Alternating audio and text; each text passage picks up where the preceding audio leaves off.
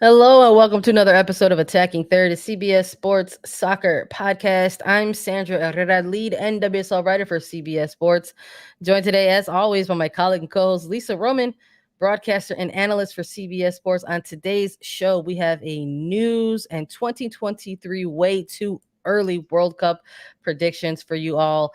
Hello to everyone joining us live. A quick reminder to download and follow us wherever you get your podcast and subscribe to us on YouTube so you never miss out whenever we go live. If you have questions for us, you can leave us a 5-star review on Apple Podcasts with a question, and Lisa and I will answer it during a mailbag segment. Happy to be back with you early this morning. How are you doing today, Lisa? I'm good. I mean, we're going earlier than usual, right? This is 9 a.m. Eastern, but if you're watching the Men's World Cup, you've been up since 2 a.m., 1 a.m. Central.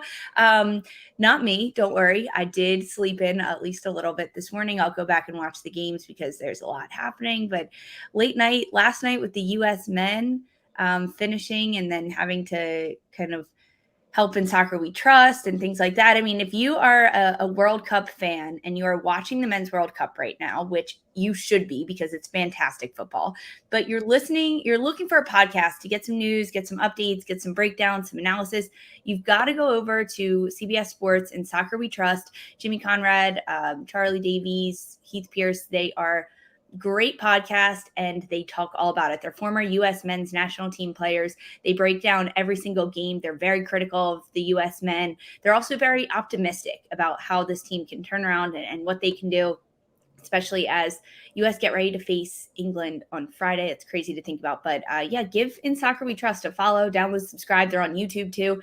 They are great. They've got high energy.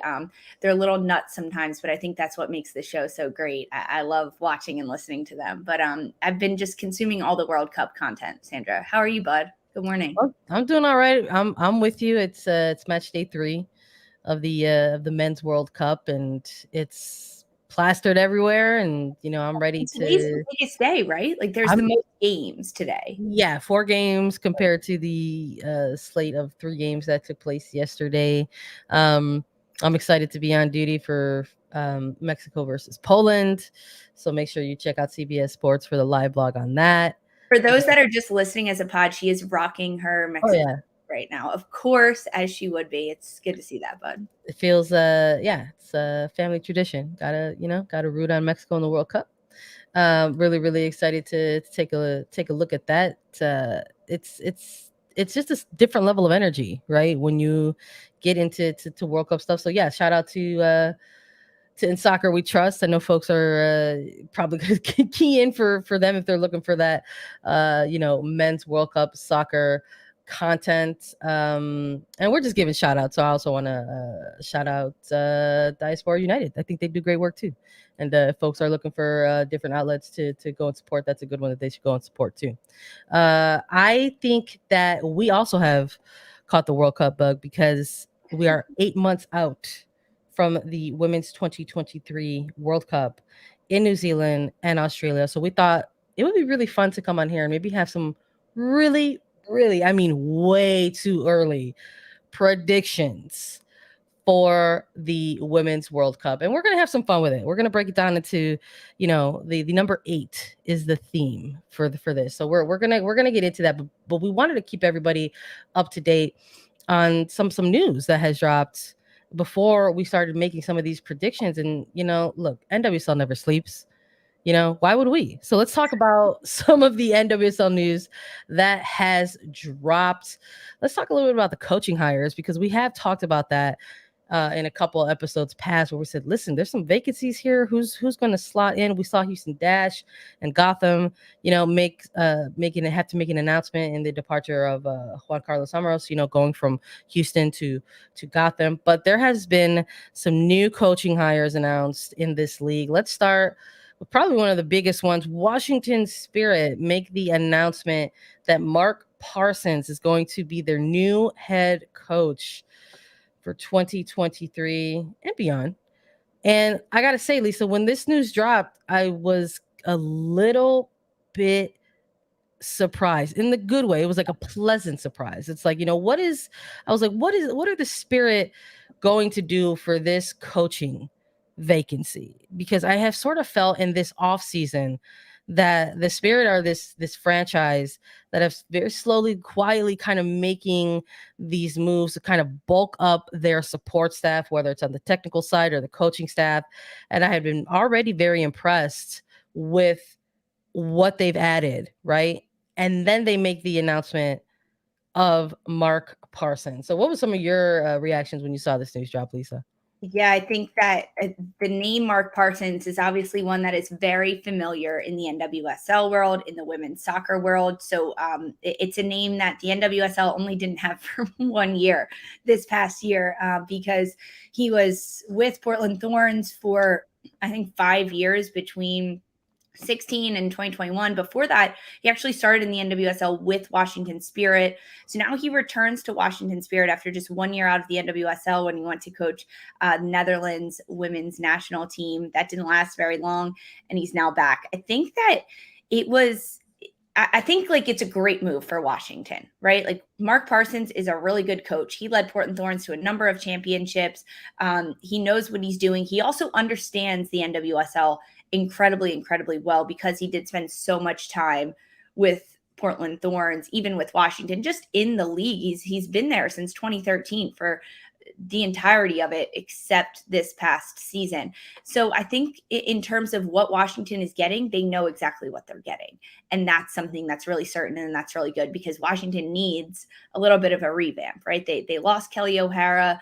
They went through 2 coaches last year. They went through a lot of front office turmoil 2 years ago. They go from winning the NWSL championship in 2021 to finishing bottom of the table in 2022. So if there's anyone that is up for the challenge, it's Mark Parsons. Now, in terms of like the personal side of it, I am a little bit shocked that he is back in the NWSL. I am. I'm going to be honest and put that out here because you and I even talked about this months ago when there were a number of NWSL vacancies. This was off mic, you and I chatting about the league because it's not just our job, it's our lives, and we live, eat, breathe this league. And we talked about Mark Parsons and how he was with the NWSL for so long and he wanted to go home. He's from England and he's from Europe. So to get back to the Netherlands and be coaching there was a chance for him to move his family. He has young children back to closer to home and back to where his family is. And the fact that his coaching tenure with the Netherlands did not last very long, was a little bit surprising, but after that, I was like, no, he's going to stay there. The whole point was to go back home, was to go back to Europe and be close to the family. So the fact that he is coming back to the States is a little bit surprising. Now, he is on the East Coast with Washington Spirit, which is a much shorter flight to Europe than it is from Portland. But that was the biggest thing that surprised me. I thought he was making a move for his personal life and his personal family. But hey, he likes the league. He likes the job. He wants a challenge in Washington. I think that's a good place for him to be.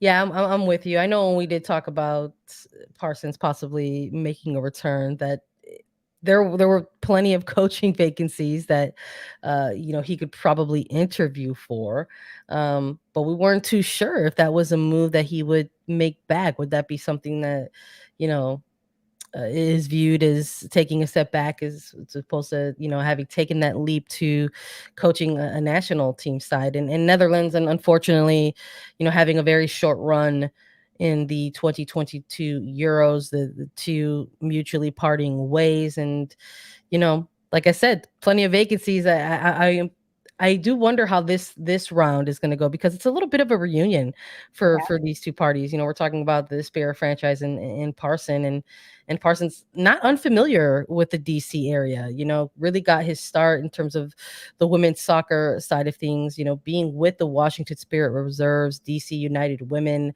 and was part of the Spirit sides who were, sort of taking those first steps in their inaugural seasons, and then departed the club at 2015 to go take on a new opportunity with Portland Thorns. But during those later years, making it to the postseason with the Spirit in 2015, 2014. So maybe a little bit of unfinished business for Parson and the Spirit, So I'm eager to see what that looks like. I mean, I think we saw Parsons and what he can do with really young talent in terms of, he was the coach that drafted Morgan Weaver, Sophia Smith.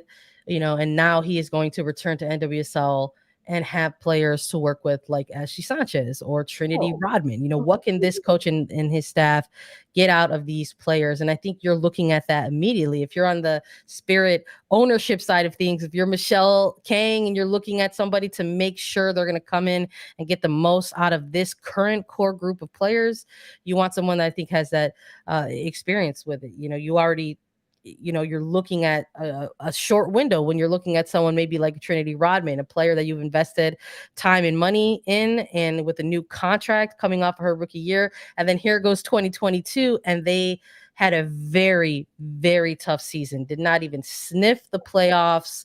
Unfortunately, I think they made that new record for most draws. They just were unable to break through and find the win. So I think this is gonna be a move that ultimately pays off. I think, and in terms of what Washington is doing this offseason to bulk up a little bit, we already talked about the announcement of Dawn Scott, the Senior Director of Performance, Medical, and Innovation with Washington Spirit. Also remember that Angela Salem, who retired last year and was coached for 4 years at Portland under Mark Parsons, was also at Washington Spirit in 2013. Salem is the first assistant. So there's a lot of familiarity. I think that when you look at a player like Angela Salem that is now retired as a coach, who better for her to learn from than someone like Mark Parsons, right? As coming back in and having that familiarity. So Washington's bulking up on the front office side, on the technical staff side, as to how they can turn around what was a pretty bad 2022 season and get it better. And these are the steps in the right direction, right? Like we talked about that, like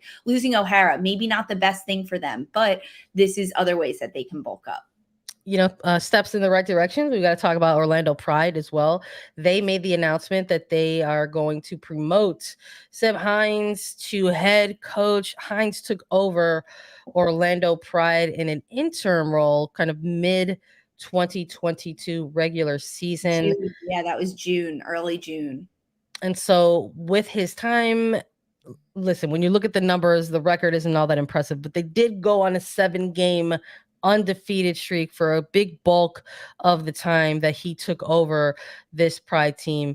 And sounds like in the off season, they had conversations about moving him from interim to head coach, and then they went ahead and made it official. I think this is a good move. I think why not go with the coach that sort of started to turn things around a little bit for this Orlando Pride team, even in the sense where this team was just found themselves on that little bit of a streak and run.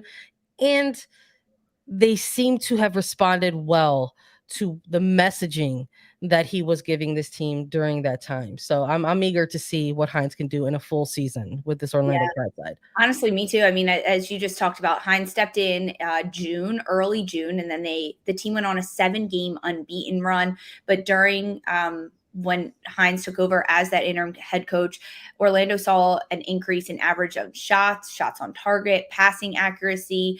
There's 3 clean sheets throughout his last 15 matches of 2022 that he was in charge of that team for. And as a broadcaster of the league, we get to talk to the coaches in a pretty candid, conversational way. And we asked him towards the end of the season, like, hey, what are your plans for next year?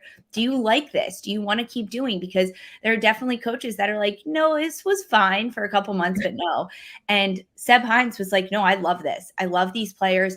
I love being a head coach in this capacity in the NWSL versus the MLS. He spent time with Orlando City. He was a defender in the EPL with the Premier League. So he's played everywhere. And the fact that he spoke so highly of not only his players, but the NWSL as a whole, as the league and the competition of it. So I think that was a really positive thing to hear, is that he was like, if they want me, I want to be here. I want to help this team. I want to bring them to the playoffs and continue to climb and grind. So, I mean, huge congrats to Seb Hines. That's 2 coaching vacancies down, 1 more to go with Houston Dash. That seems to be the end of it. But yeah, I think a great grab for Orlando to keep Hines in place. And it's a multi-year deal, multi-contract to lead Orlando Pride. we'll see. We'll have to keep an eye on the remainder of the offseason moves for both of those teams. We'll have to keep an eye on Houston Dash and how they're going to fill their head coaching position. We also have news of a fine. NWSL announcing that Gotham FC has been fined for announcing the signing of a player prior to the full execution of players agreement. Kelly Herrera announced with Men and Blazers that she will be making the leap from Washington Spirit to Gotham FC. And we talked a little bit about the announcement of the signing. We thought it was cool. We were like, hey, this is cool. This is exciting. Love to see it. But that's why you have rules and regulations in place. And unfortunately, there is a fine that has been issued. We talked a little bit about that announcement, and within it was we talked about how Gotham initially announced it as well. It was just sort of a welcoming to Kelly O'Hara. Not a lot of details of the contract and the terms and the timeline of it. Just an official statement. So unfortunately, because of all that, they were issued a fine. So perhaps maybe congratulations to Gotham on earning the first fine in the off season. Hey, you gotta love Men in Blazers too. They tweeted out and they were like, "It was all our fault, Gotham. Like that was our bad." I mean, I don't care about the fine, and because this was such a cool announcement, it was the way to do it. But it was the fine for announcing the signing of a player to the full execution before the players agreement and before everything happened, which is the league communications manual. There are all those rules in there. Plenty of fines that come out, but hey, this was so cool. Definitely worth it. Maybe Men in Blazers will chip in, or Budweiser, who sponsored it. There was a lot happening on there. Yeah, I mean, it happens. Congrats to Gotham for getting the first fine. Look, congrats to Kelly O'Hara for wanting to make it an event and make it exciting.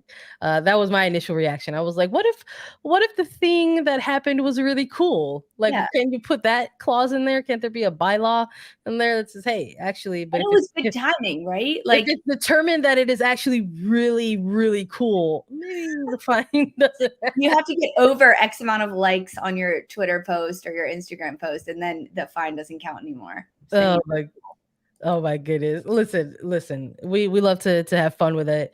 We'll see what else comes out of Gotham. I can't imagine that that's going to be their only signing this offseason. But the league also made the announcement of a schedule framework for 2023. That's right. You did not hear incorrectly. It is November of 2022. And we already know when the regular season is going to kick off. Let's take a look at some of the key dates coming up in this offseason here. We've talked about it a little bit. The NWSL draft is coming up on January the 12th. Within the announcement of the framework, there was a note that preseason can start, I think, as late or as early as January 23rd, but no later than February 6th. And March 25th is the key date as the regular season kickoff. It's going to be a balanced schedule. We've got 22 weeks. We are going to bid farewell to midweek regular season games, and the NWSL Championship is going to take place on November 11th. So start booking out and mapping out your calendars. We have the dates. We have the dates. It is fantastic to see between that 6-8 week preseason, and then Sandra talked about how the regular season is kicking off March 25th. And for those whose ears perked up at that, where's the Challenge Cup? The Challenge Cup is not happening as a preseason tournament anymore. Woo! Let's give it up for that. I am so excited about that. Challenge Cup is now going to be a 6-week tournament spanning from April to September. It's going to have the 3 groups of 4 teams playing in the double round robin matches for a total of 6 contests. Following group play, the 4 teams will square off in semifinal matches. That is happening September 6th. That's a Wednesday. And the Challenge Cup final will be on Saturday, September 9th. So it's in the middle of the season. It's most likely happening Wednesdays during the week. That is not written out yet. That's more of me reading between the lines of this press release, because the regular season is a balanced 22 game schedule played over 22 weeks. In the announcement from the league, it said that this was going to eliminate midweek matches to minimize schedule congestion for player safety and optimal performance. It's formatting the number of regular season games in the 22 weeks. So that makes sense that then the Challenge Cup will be played midweek matches from April to September, with the final on Saturday, September 9th. I frankly love this. I love that the Challenge Cup is being played almost like kind of like a Champions League, like an inner season tournament. That's exactly how it should be. It won't fatigue the players so early in the season. Even when you look back to last year, some teams got kind of screwed over with their schedule that they were handed, and to have a preseason and then an entire tournament before the regular season starts is just bonkers to me. Truly bonkers. So now, with between the Challenge Cup and the regular season, each team will play 28 matches, 14 games at home and 14 on the road. It is completely balanced, and that's pretty cool to see. It's 14 games. It's longer than last year because it's Challenge Cup and regular season mixed together, but I like this format so much better of Challenge Cup midweek for half of the season.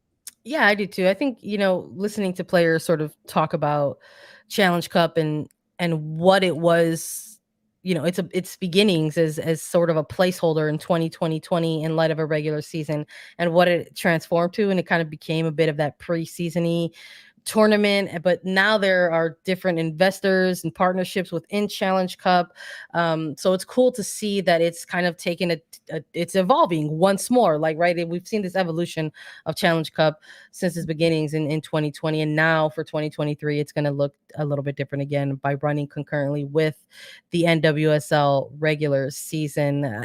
No regular season midweek games, but that doesn't mean there's not going to be midweek games for the Challenge Cup. So we'll see. We'll have to definitely see what that looks like for players still having to probably navigate some midweek matches. But I love the pivot. The 2023 UKG NWSL Championship final will also be the first ever women's professional soccer tournament to achieve pay equity with its U.S. peers in the men's game, and it's the result of the historic partnership between NWSL and UKG. And we heard a little bit about this from just based off of last year's Challenge Cup. I do remember when we spoke with Carson Pickett after North Carolina Courage won the Challenge Cup, that there was a bonus that came into play in post-game comments. She said, hey, a $10,000 bonus is life-changing for some players. So to see that even that is going to continue to evolve in terms of the bonus structure of possibly winning the Challenge Cup, it makes it even more lucrative, I think, than it already was starting to be back in 2022. So I'm excited to see the format shift. I love the idea of making it look a little bit more like what we see across the globe, like whether that's an FA Cup or otherwise. Oh, I thought I froze. Am I still here, guys? Yes, you are still here. All good.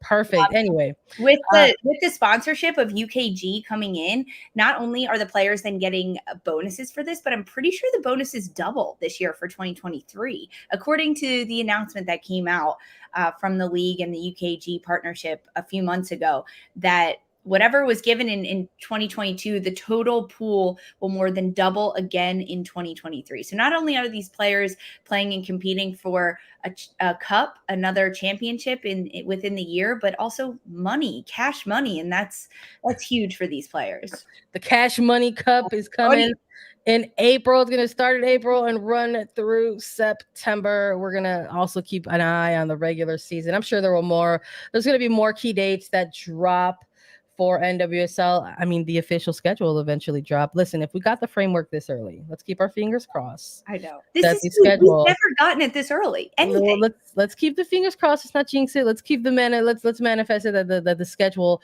will also drop in a reasonable time as well. Let's take a little bit of a break because we've got to talk about some World Cup predictions. We're gonna keep talking about our top 8 previews and predictions, top 8 rankings 8 months out from the World Cup. Let's talk about it right after a quick break. Don't stop watching. Christian Pulisic. Outstanding from the American. All skill, all class, and all American at work across the pond. Pulisic finds the net. The UEFA Champions League. Stream Chelsea matches live February on Paramount+. All right, let's chat about the 2023 Women's World Cup. We want to hit you all with some way too early World Cup predictions. The World Cup going to be hosted by Australia and New Zealand, kicking off on July 20th. We are officially 8 months out. It's going to be the first year of an expanded format. There's going to be 32 nations competing in this iteration of the World Cup. There's currently 28 teams that have locked their place in the World Cup, but there are still 3 spots open for 10 teams who are competing for the final 3 spots in an intercontinental tournament that's going to take place in February. So either, a number of teams are still slotting into various groups. We know that for Group E with the United States women's national team, it can either be a Thailand, a Cameroon, or a Portugal. So we're very, very excited to see the full picture come into play for that group. But there's a lot of fun things to take a look at as we're 8 months out from this World Cup. Yeah, I mean, 8 months is not a lot of time at all, especially because we're right in the midst of the Men's World Cup at this point. So it's really exciting to kind of preview that. And that's why I wanted to do that. So we're sticking with the theme of 8s here throughout this next segment, talking about the World Cup, because 8 months out, July 20th through August 20th will be the World Cup. 32 nations competing in it. Let's get into it. Of these 32 nations competing, Sandra, let's talk about the top 8 nations. So let's hit that, because top 8 nations in the Women's World Cup. Of the 32, 28 teams for certain, 3 spots still open, as you talked about. But between some of these teams, there's a number of teams that are making their World Cup debut. Morocco, the Philippines, Ireland, Republic of Ireland, Vietnam, Zambia. These are teams that we will see for the very first time. But there's also a lot of heavy hitters, some powerhouse teams, top nations in the World Cup that we're going to see. Absolutely. Let's go through the top 8, right, for the official FIFA World Cup rankings of these programs. In first place is the United States. Number 2 is Sweden. Number 3 is Germany. Number 4 is England. Number 5 is France.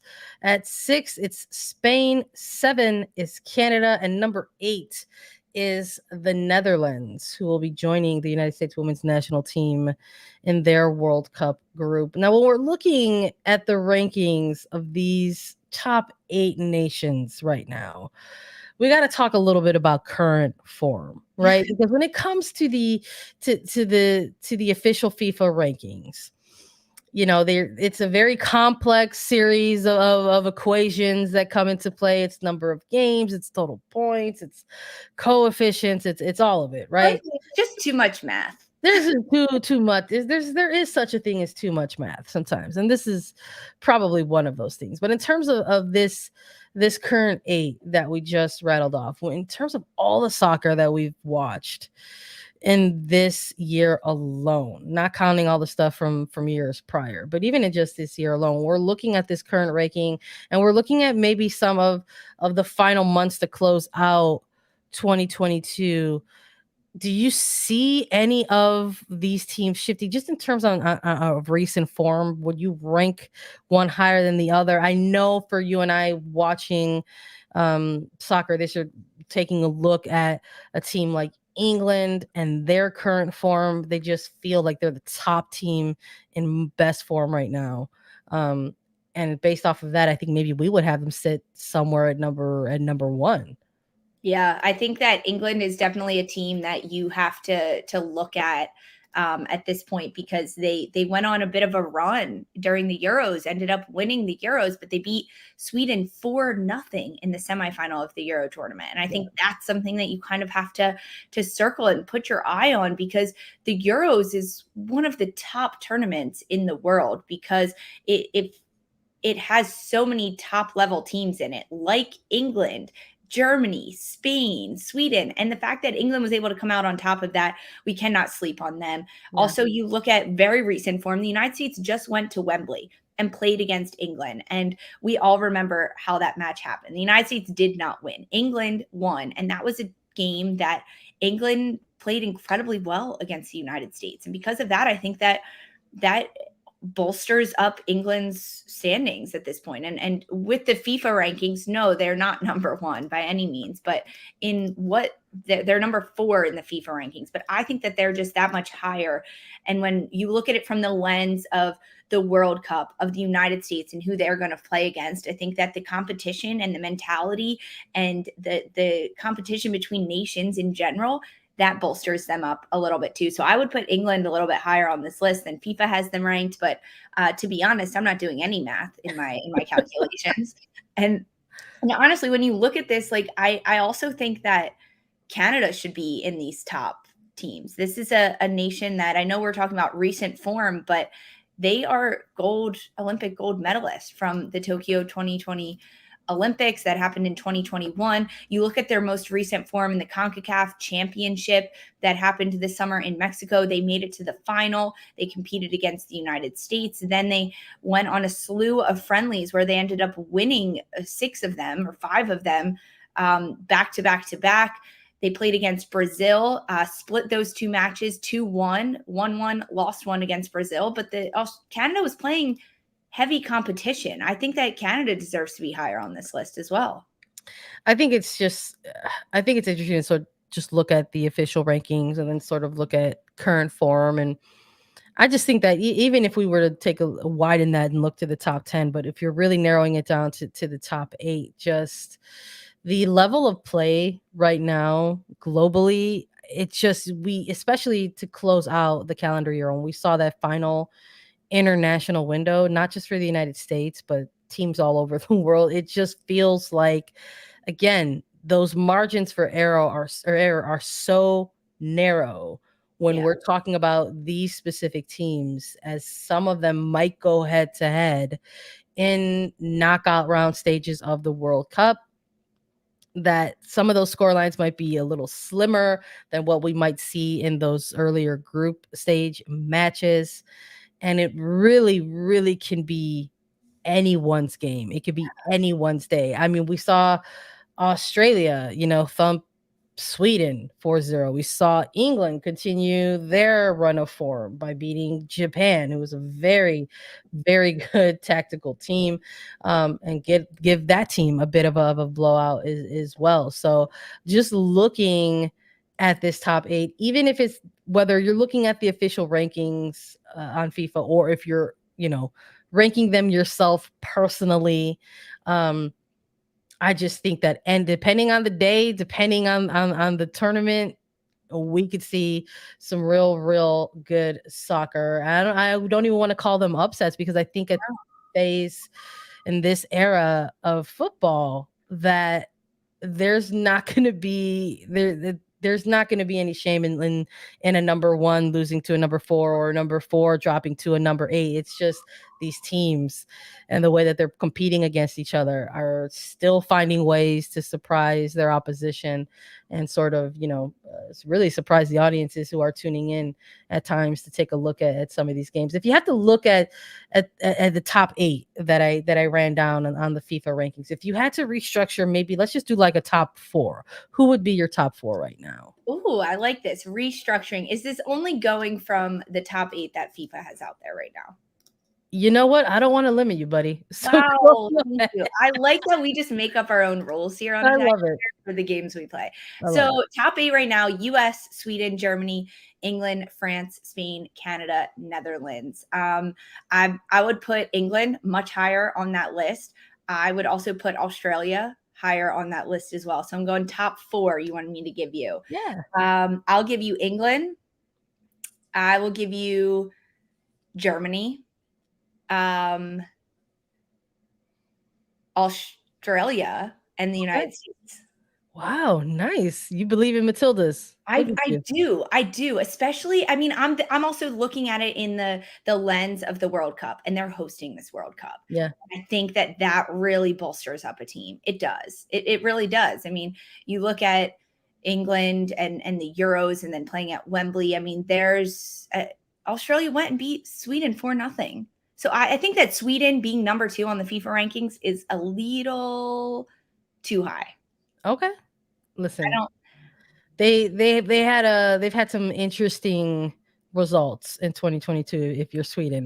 We talked a lot about, like, national teams going out there and having some of their fixtures over the course of 2022, and a lot of what is taking place in 22 is some of the groundwork for the buildup to the World Cup. And I wouldn't doubt that Sweden is one of these teams that is maybe looking at some of their past results saying, hey, what can we tune up here? Here's some things that we learned, and let's try to capitalize and fix those things. But I hear you. I think I if want you're to hear going off, your top four. I want to hear your top four. I don't disagree with a lot of what you have already in place. I'm with you in terms of England number 1 and Germany number 2. I would put, based on form, USA, maybe bump them down to 3. If I had to go and give that top 4 spot, I don't know if I'm going with Australia.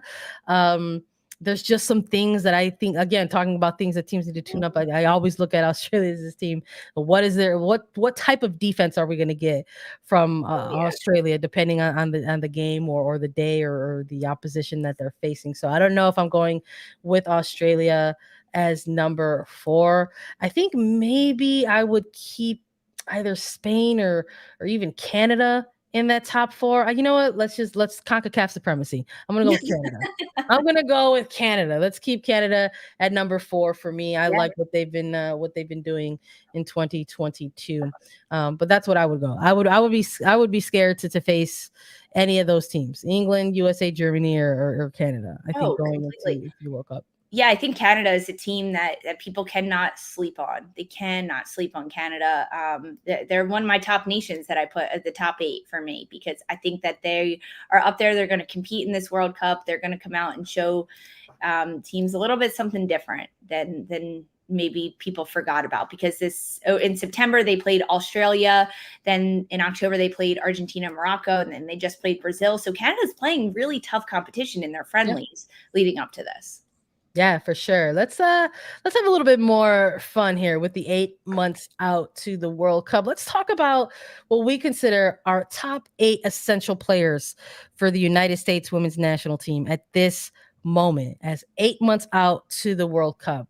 We know that there's going to be a bigger roster for this World Cup. FIFA approved 26 player roster sizes for the men's team. The women's are still currently 23, but I would anticipate that is going to increase in this upcoming World Cup. So let's take a look at this moment in time. We've heard it all. We've covered it all in 2022, Lisa.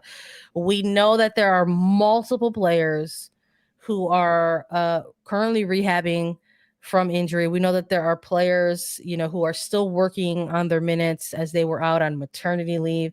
But we got to see a lot of minutes from a lot of good players on this United States women's national team. And as of right now, this moment, we want to share what we think at A3 are the most essential players at this point in time in their preparation for the World Cup. These are in no particular order, I'm going to say. I'm going to put that out there. No particular order, but top 8 players. When you have 11 on the field, it's really interesting to kind of break that down and say who do we must have on that roster, even the January camp roster. Who are players we must have on that roster? I think Rose Lavelle, Mallory Pugh, Sophia Smith, Alyssa Nair, Naomi Girma, Lindsay Horan, Alex Morgan, and I'm going double goalkeeper, AD Franch. These are the players that Black Wendonowski must have on his roster. We love defense. We love goalkeepers here. I'm with you. Listen, we were planning the content for this episode, and we were like, who's the 8? Who do we think are the 8 players that absolutely are essential to this team right now? Players that we know, that the players who already know they're going to be a part of that January camp in New Zealand. The 8 players are healthy at this point, right? And players who are healthy. Yeah, that's a huge no. And I'm with you. When we were going through this and we were going back and forth, we're like, well, we only have 7 players. Who's going to be that 8th? We said, hey, we're going with double goalkeeper here to make sure that there's an extra goalkeeper in these upcoming camps. And we had to go with French just based on form, based on what we saw in the regular season in NWSL, a top goalkeeper of the year finalist, went all the way to the NWSL championship final with Kansas City Current. And this was the goalkeeper. Adie French was the goalkeeper that had to slot in to Alyssa Nayer's place when they lost Alyssa Nayer during their Olympic run for the bronze medal. So I don't know how you don't look at the current work, the current form of somebody like French, and then take a look at her experience with this women's national team program and not consider her an essential player moving forward into 2023. And I love that we've got a good mix of young players on here too, because I think we've seen enough, right? I think we've seen more than enough out of somebody like a Naomi Girma. And to sort of see how this player had her year in 2022, drafted number 1 overall, doing what she did with San Diego Wave FC, really making her return to the national team senior program kind of mid-year, and has not looked back, nor has the coaching staff. She has been a part of every single camp after getting called in mid-year. She's the starting center back moving forward, like done and dusted. That's like there's no need to argue this or debate this. It's Girma. Oh, yeah. That's where she's got to be. But I agree. I mean, I think we did a nice mix of players that are veterans. You look at Rose Lavelle, she's been in this position before. Alyssa Nayer, Lindsay Horan, Adie French, even and Alex Morgan. This is a player that you and I both, we mentioned her. We were like, yeah, she is essential for this team, whether she gets the start as the 9 and she ends up scoring goals, or if she transitions into that player that maybe takes on more of that veteran role and takes on more of that leadership role and lets some of the younger ones go and get those 60, 75, 80 minutes in the match. And then Morgan is the one that rotates on and can finish out and close out a game. I mean, we'll see how her role develops over the next year. I think Morgan is a player that people should be keeping an eye on as to how she develops, because she had a tremendous NWSL season, Golden Boot winner. Black Malinowski has been rewarding her for that. But moving forward, how does she take that role of being someone who has been on the team since she was really young, so she can teach those younger players in Smith, Girma, about how to kind of take on this World Cup and playing in different countries and doing that. So I like that we added Morgan to this as well, because she's essential in my mind. I mean, yeah, these are the players. We can't go without them. Yeah, 100%. I'm with you. We're likely to see him in those January camps that are going to take place in New Zealand. And that is going to be the first nation that the United States women's national team play a pair of friendlies against in their preparations for the World Cup. So we thought, listen, there's a limited amount of international windows that are left for this United States women's national team to go ahead and get some of these last minute fixtures in to sort of help them in their march back to Australia and New Zealand. So we thought it could be a little bit fun to maybe pick 8 nations that we would like to see the United States women's national team play against. So we know that automatically New Zealand is going to be one of those programs. They're going to New Zealand for a January camp that's going to include 2 friendlies.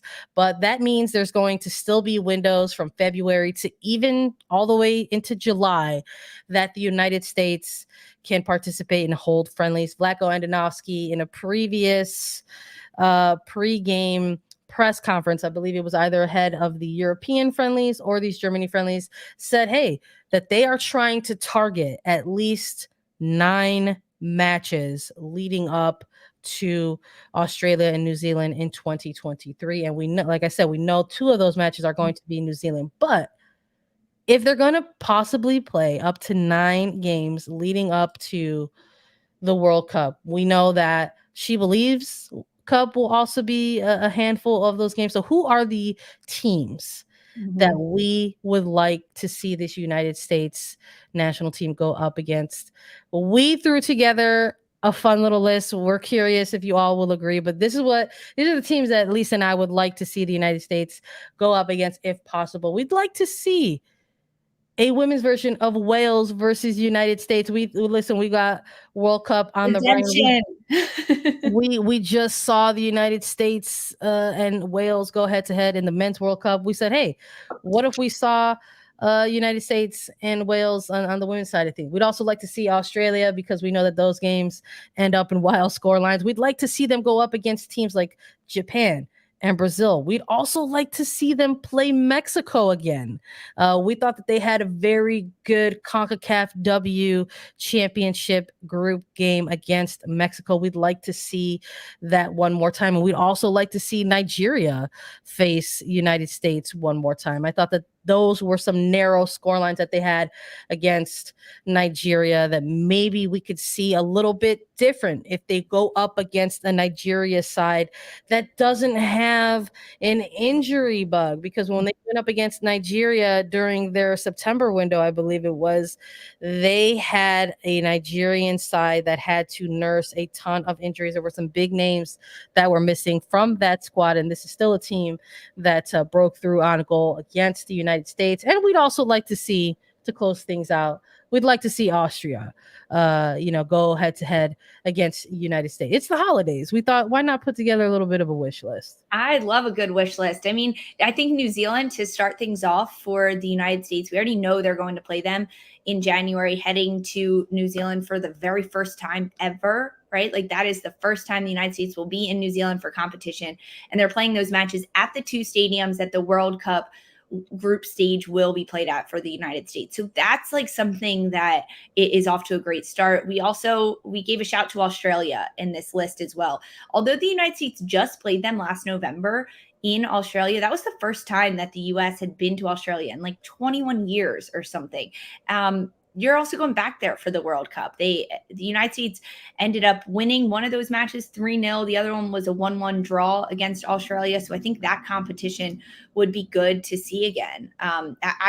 When we were making these lists, we're both kind of like putting out names there, and the other one would agree, or we'd be like, no, let's pick a different one. I think Japan was one that off the bat, I was like, I want to play against a Japanese side, because the style of football is just that much different. And that's what the United States is going to face in the World Cup. They're going to face competition that is unlike anything they've seen in CONCACAF, unlike anything they see in the friendlies that they traditionally play, whether it's against Colombia or even Nigeria. So I want to see them go against a Japanese side in preparation for the World Cup, because there's something so silky smooth about how the Japanese play. And right now, how the United States is playing, which is pretty rushed, pretty transitional, pretty quick. I want to see how they can combat that against a Japanese style of play. I know you gave Mexico a shout, Sandra. I agree with that one. I thought, hey, they're not in the World Cup, but this is just a competitive team. This is just a competitive match that I like. I'm going to give a shout out to some people in our chat. They're shouting Sweden, and I'm going to defend myself as to why I didn't put Sweden on this list, because Sweden is a team that gets in the United States head. And for the first time, they are not in our group heading into the World Cup. So we don't even have to worry about facing them until much later in the World Cup. Once they're a little bit more tired, once they've faced some other teams, once they've had some goal scores against them, I think that we let that sit. We just wait to play Sweden. I mean, yes. You want a full break. You want a clean break from Sweden. Honestly, at this point, I think the United States needs to get their confidence up as well. All right. Right. They do. They've got to score a lot of goals. They've got to get into this mojo. They've got to get a little bit of an understanding of exactly how they're going to play, how they're going to be that team, how they're going to connect their passes and get goals. So, yeah, I mean, if they play Sweden, don't worry, I'll be here previewing, recapping it. So excited about it. But I did not put it on my wish list because I don't need that right now. I don't need that stress right now. We'll wait till next year if we get it. All right, I'm with you. I hear you on that. Make sure you let us know who's on your wish list. Who would you like to see the United States women's national team get a game in against during their build up to the World Cup? That's all we've got for you today. Thank you so much for listening to Attacking Third. Download, follow, and listen to us anywhere you get your podcasts. You can watch us too. Subscribe to us on YouTube to get alerts for whenever we go live at youtube.com/attacking third. And a reminder that if you have questions for us, you can leave us a 5-star review on Apple Podcasts with a question, and Lisa and I will answer it during a mailbag segment. We'll be back with so much more. For Sandra Herrera and Lisa Roman, this was Attacking Third.